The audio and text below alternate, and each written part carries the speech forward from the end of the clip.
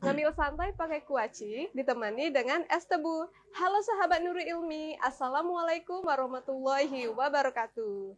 Good afternoon everyone, bertemu kembali bersama Bunda Natalia dalam podcast Sekolah Nurul Ilmi Banyuasin, di mana podcast ini membahas tentang sekolah, tentang dunia pendidikan, ataupun tentang hal-hal lain yang bersifat umum. Nah, di sini kalau kemarin itu kita sudah membahas tentang SD Nurul Ilmi. Nah, pada kesempatan kali ini kira-kira kita akan membahas tentang apa ya? Nah, Bunda kasih tahu ya kalau di sini itu kita mau membahas tentang SMP Nurul Ilmi. Jadi tetap stay tune di sini. Dan bintang tamu kita pada hari ini, beliau adalah tokoh agama ya tentunya, dan beliau menjabat sebagai Kepala Sekolah SMP Nurul Ilmi Banyuasin.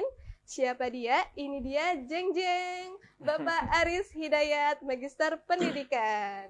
Assalamualaikum Pak. Waalaikumsalam warahmatullahi wabarakatuh. Bagaimana kabarnya Pak? Alhamdulillah sehat, baik. Baik ya Pak ya, walaupun kita dalam masih keadaan COVID-19. Iya, alhamdulillah benar. Yang penting sehat, yang penting kan ya. Masih sehat ya Pak ya. Ngomong-ngomong tentang COVID ini pembelajaran masih daring ya Pak? Kita untuk pembelajaran karena kita aturan dari pemerintah, dari Dinas Pendidikan pun kita masih melaksanakan pembelajaran secara daring. Ya kita tetap melaksanakan pembelajaran ini seperti yang disampaikan oleh Dinas Pendidikan. Iya, jadi sebenarnya nggak enak ya Pak ya belajar daring ini. Kalau dibilang nggak enak ya karena ini kondisi seperti yang harus kita alami, tapi memang banyak kejanggalan-kejanggalan, faktor-faktor yang kurang enak dialami oleh orang tua. Jadi mereka itu menyampaikan kapan Pak tatap muka, kapan kita belajar di kelas dan sebagainya. Tapi karena kondisi seperti ini kita belum bisa melaksanakan itu. Iya, sering banget memang wali-wali itu yang bertanya tentang kapan ya, sih benar. Masuk sekolah lagi. Iya, memang enaknya tatap muka ya Pak ya. Iya. Anak-anak lebih mudah memahami materinya. Betul. Guru juga lebih mudah menjelaskannya. Iya benar. Karena ketika tatap muka maka ada ruh seorang guru itu akan tersampaikan ke peserta didiknya, termasuk ketika tatap muka kan kita bisa sebagai guru bisa leluasa untuk menyampaikan tentang karakter, pendidikan karakter siswa. Sedangkan kalau kita belum belajar secara daring, ya, mungkin guru yang saat itu mengajar menyampaikan materi ya dengan baik dan benar dan sebagainya, tetapi kita nggak melihat siswa yang mengerjakan di rumah itu bagaimana, apakah dia mengerjakan sambil tidur atau bahkan mengerjakan tugas dari guru itu mungkin di pasar dan sebagainya. Kita nggak tahu Pak ya. Iya benar. Namanya online, semoga aja cepat berlalu lah ya Pak. Iya, ya, amin. Iya benar. Oh ya Pak, Bapak ini lulusan dari perguruan tinggi mana ya Pak ya? Perguruan tinggi mana? Jadi alhamdulillah S1-nya lulusan dari Universitas Darussalam Gontor. Itu di Jawa Timur. Oh, jauh sekali ya. Ponorogo ya.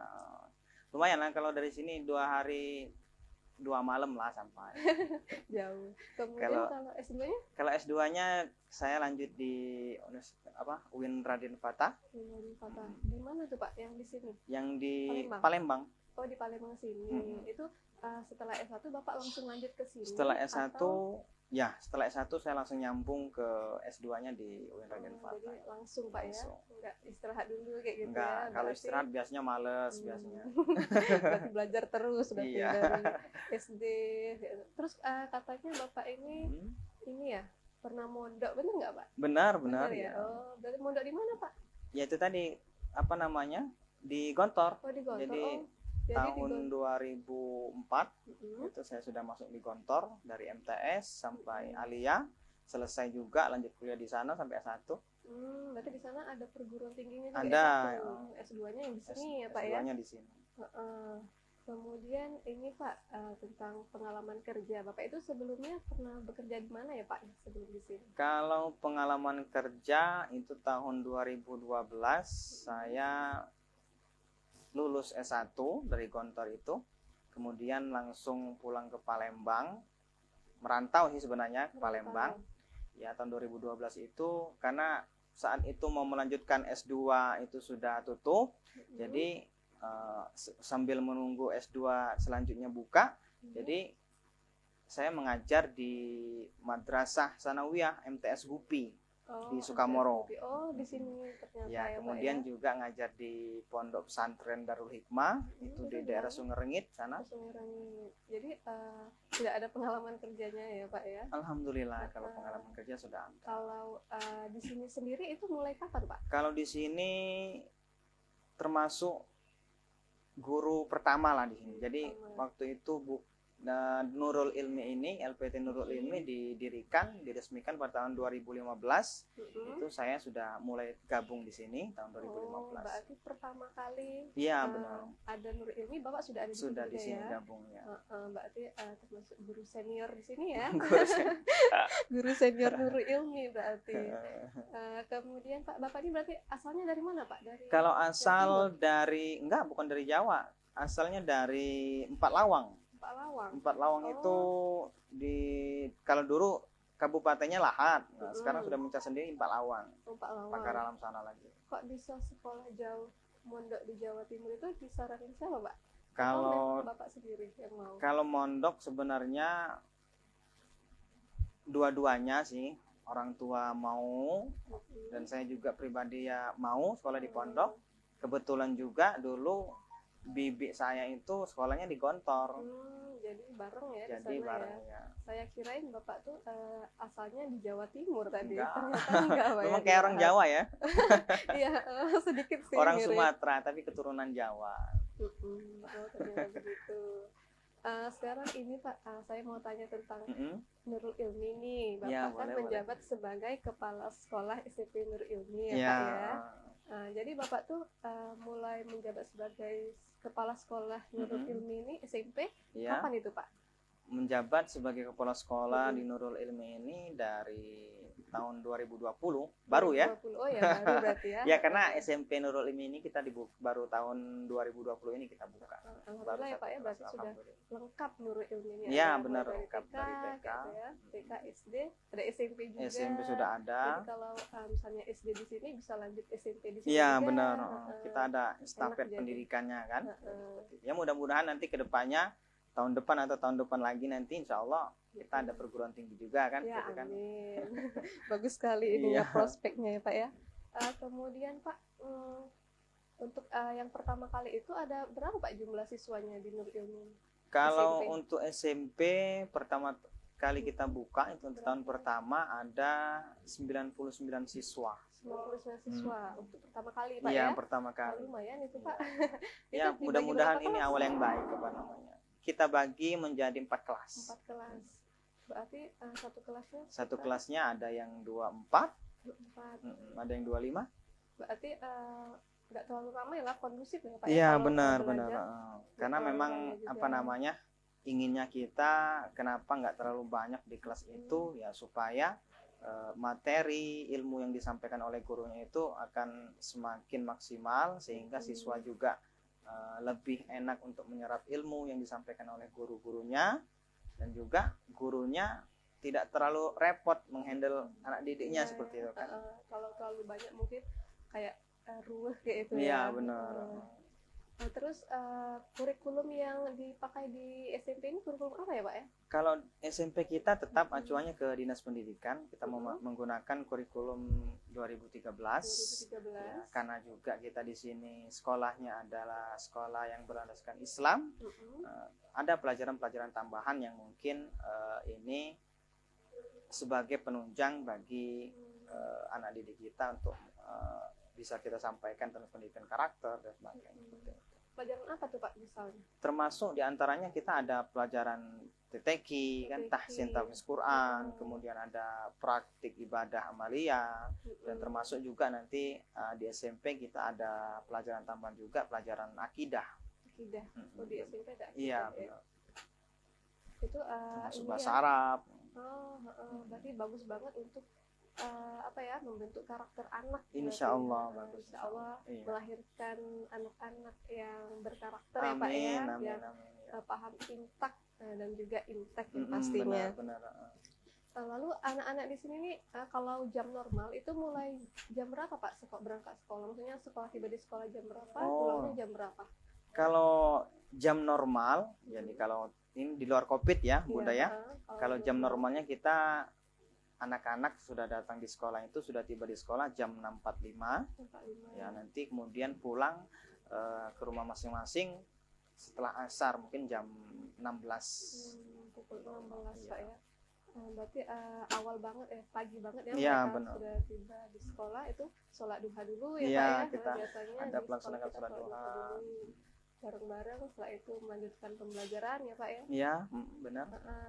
Kemudian Pak ada nggak antar jemputnya di sini kalau di SMP? Kalau untuk SMP ada untuk antar Ada. jemput bagi yang mungkin wali siswa atau orang tua yang repot, mungkin kerja pagi-pagi sudah berangkat kerja, nggak sempat ngantar anaknya, atau nanti pulangnya nggak sempat jemput karena masih belum pulang kerja kan. Kita di SMP Nurul ini juga mengadakan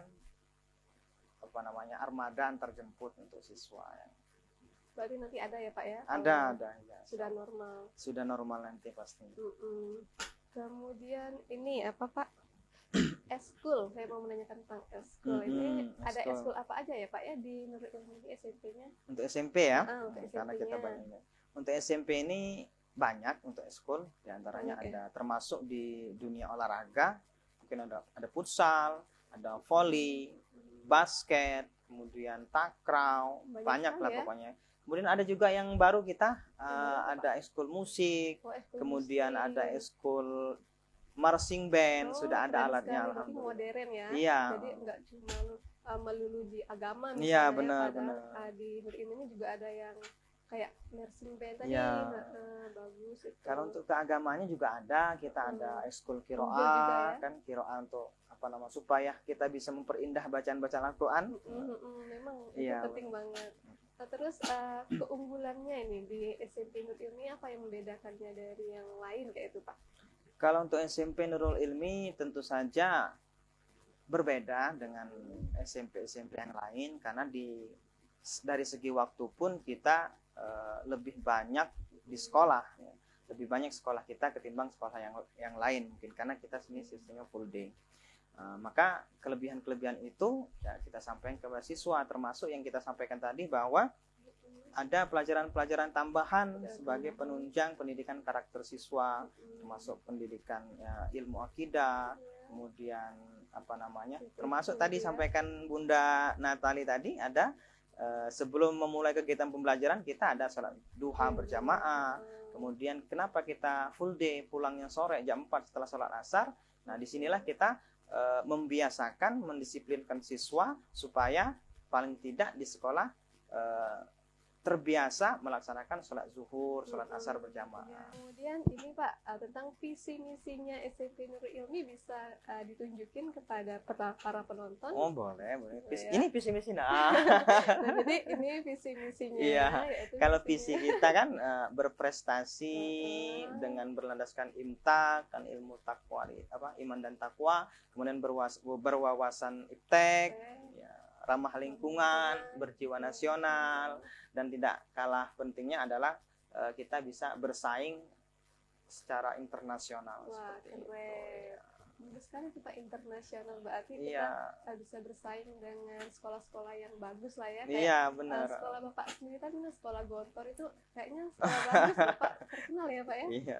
Jadi kita terinspirasi juga dari Bapak Pembina kita kan. Jadi sesuai dengan penyampaian beliau, walaupun kita ini adalah orang desa, tapi kualitas kita adalah kualitas kota seperti itu. Kita bisa bersaing di kota, di nasional maupun internasional. Tidak mengenal tempatnya, tapi iya, kita benar. tetap bersaing ya Pak ya. Ibaratkan bunga mawar itu misalnya walaupun dia mau di sawah maupun di hutan dia tetap indah. Tetap indah. Gitu ya Pak ya. Benar. Misinya ini ada banyak Pak ya. Banyak nih. Sampai 12. Ini motonya mendidik dengan sepenuh hati serta berbudaya Islam. Jadi ya kayak Nurul Ilmi ya Pak ya, Islam. Lebih mendalam ke Islam juga. Iya, benar. Kemudian harapan jangka panjang Bapak ini terhadap SMP Nurul Ilmi ini apa Pak? Harapannya? Tentunya saya sebagai kepala sekolah untuk SMP Nurul Ilmi ini, harapan kita ke depannya untuk SMP akan semakin maju, bisa bersaing secara internasional tadi. Ya, tentunya lulusan kita juga bisa bersaing di luar, bisa berguna bagi masyarakat, dan tentunya tidak kalah lebih penting lagi adalah sekolah SMP Nurul Ilmi ini akan semakin maju. Banyak masyarakat yang percaya untuk menyekolahkan anaknya ke SMP Nurul Ilmi. Amin, amin. Nah, kemudian moto Bapak sendiri apa nih? Moto Bapak? Motonya dalam menjalankan kehidupan. Moto Bapak dalam menjalani kehidupan. Jadi karena kita ini sebagai manusia, manusia itu adalah makhluk sosial, ya enggak? Iya, jadi sosial. Moto Bapak adalah ya, sesuai dengan hadis Rasul, ya, khairun nasi ahsanuhum khuluqan wa ahsanuhum wa anfa'uhum linnas. Jadi moto Bapak adalah sebagai manusia yang bermanfaat untuk manusia lainnya. Berarti sebaik-baik orang yang bermanfaat, ya Pak ya. Ya, mudah-mudahan bisa bermanfaat untuk anak didik kita, untuk lembaga kita, untuk orang lain. Terakhir nih Pak, pesan dan kesannya Bapak untuk para penonton ataupun untuk anak-anak didik murid Nurul Ilmi itu apa Pak? Bisa disampaikan kepada penonton? Kepada para penonton di rumah ataupun dimanapun berada, pesan kami terkhusus dari SMP Nurul Ilmi, mari sama-sama untuk mengajak Bapak Ibu semuanya untuk sama-sama menyekolahkan anaknya ke SMP Nurul Ilmi. Insya Allah di SMP Nurul Ilmi akan kita bina, akan kita didik anak-anak Bapak Ibu dengan sebaik mungkin, akan kita berikan pendidikan dengan sebaik mungkin, dan mudah-mudahan tentunya ketika Bapak Ibu sudah menyekolahkan anak-anaknya ke Nurul Ilmi ini, khususnya SMP, tentunya harapan kita akan bisa menjadi lebih sukses lagi, ilmu agamanya unggul, ilmu umumnya unggul, sehingga anak kita bisa menjadi aset kita ketika kita sudah tidak ada lagi di dunia ini. Super sekali. Dan untuk anak didik kami juga, ya, pesan kami, ya, tetap belajar dengan semangat, tetap belajar dengan ikhlas, tetap belajar keras, sehingga bisa mewujudkan cita-cita yang ananda inginkan. Seperti itu. Jadi manjada wajada, siapa yang bersungguh-sungguh, maka dia akan mendapatkan apa yang diinginkan. Iya, betul sekali. Terima kasih Pak ya sudah menyempatkan waktunya, sudah berbagi bersama kami. Iya. Semoga kita bertemu di podcast lain waktu ya Pak. Amin, ya. insyaallah ya. Semoga Bapak selalu diberikan kesehatan. Amin. Dan apa yang menjadi cita-cita SMP Nurul Ilmi dapat terwujudkan. Amin, insyaallah. Amin. Baiklah, itu tadi ya bincang-bincang ringan kita bersama Kepala Sekolah SMP Nurul Ilmi Banyuasin. Nih buat kalian yang mau daftar ke SMP Nurul Ilmi, bisa banget itu silakan daftar online, atau kalian juga bisa langsung datang ke datang ke sekolah ya, ke sekolah Nurul Ilmi. Itu terbuka buat kalian. Dan Bunda ucapkan terima kasih buat para penonton yang sudah menonton acara ini. Jangan lupa juga untuk follow akun sosmednya Nurul Ilmi, akun YouTube-nya yaitu LPT Nurul Ilmi Banyuasin, Facebook-nya Nurul Ilmi Banyuasin, dan Instagram @nurulilmi_official, agar kalian tidak ketinggalan info tentang Nurul Ilmi. Jangan lupa juga untuk akun YouTube-nya di like, di komen, dan juga di subscribe. Dan untuk info pendaftaran di SMP Nurul Ilmi ataupun di LPT Nurul Ilmi, itu kalian bisa klik link yang ada di deskripsi. Baiklah, Bunda kira itu saja ya untuk podcast hari ini. Jika ada salah kata ataupun sikap, Bunda mohon maaf, kepada Allah Bunda mohon ampun. Stay safe, stay healthy. Ayo sekolah di Nurul Ilmi. Wassalamualaikum warahmatullahi wabarakatuh.